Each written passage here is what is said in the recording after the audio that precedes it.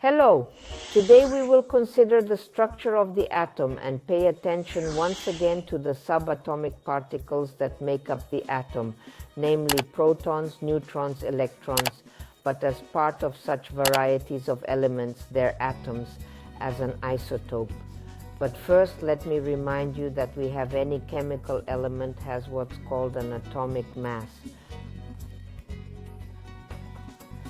which is usually written at the top, and then at the bottom is the atomic number.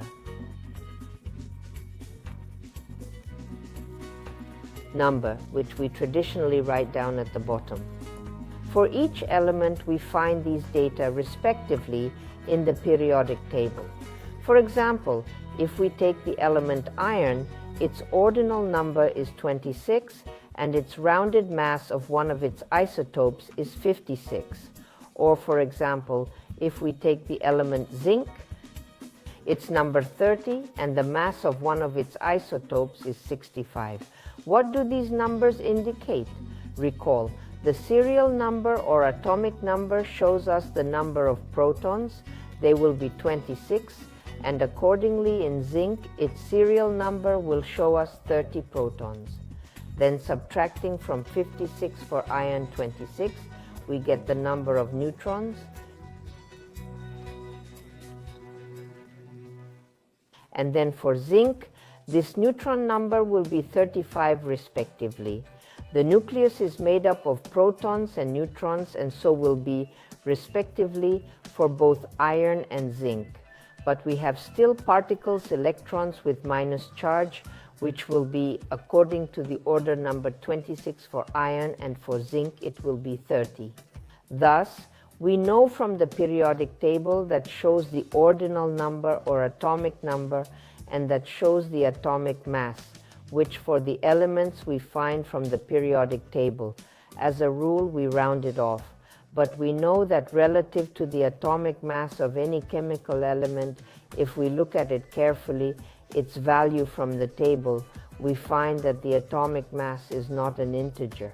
For example, for the same iron, this value would be 55 whole and 9/8 decimal places. For zinc, it is also not an integer. Why does this exist? Because there are concepts of isotopes. Isotopes, let's look at the example of two elements, hydrogen isotopes and carbon isotopes. So how will they be similar and how will they be different? The first isotope is a hydrogen isotope with mass 1 and number 1. This kind of hydrogen isotope would be hydrogen, which is called protium. This is the isotope that is most abundant in nature. Then how many protons will it have? In order of number, it will have 1. There will be no neutrons in this atom, and there will be 1 electron. Now hydrogen is number 1 with a mass of 2. It's called deuterium. Such hydrogen will also have protons 1, it will have neutrons 1, and electrons 1. For hydrogen that has a mass of 3, and the number is also 1, this is the third isotope of hydrogen. Its third will have a number of protons 1, a number of neutrons it will have 2, and electrons it will have 1.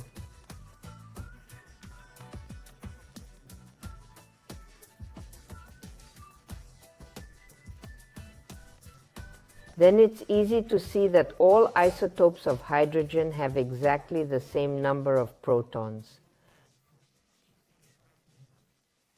Are the number of electrons, and so they will have an atomic number. That is, this atomic number will be exactly the same. Then what is different?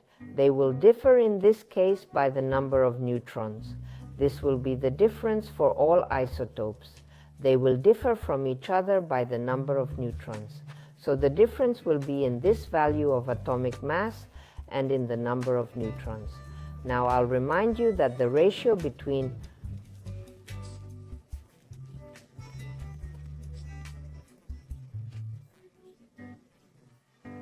protons and neutrons is important because it determines the stability of the isotope.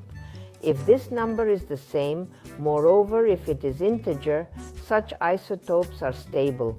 And if the number of, for example, neutrons exceeds the number of protons and the criterion is greater than 1.2, then such an isotope is unstable. Hence, we can conclude that hydrogen isotope 3 will be unstable. Let's take the carbon isotope now. So its number of protons would be 6.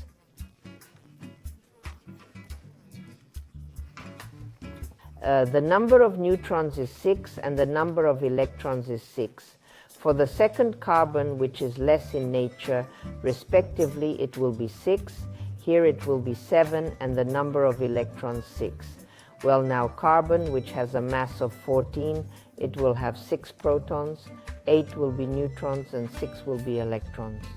As we can see, again they will be similar in the number of protons, they will be similar in the number of electrons, and they will differ in the number of neutrons, and therefore their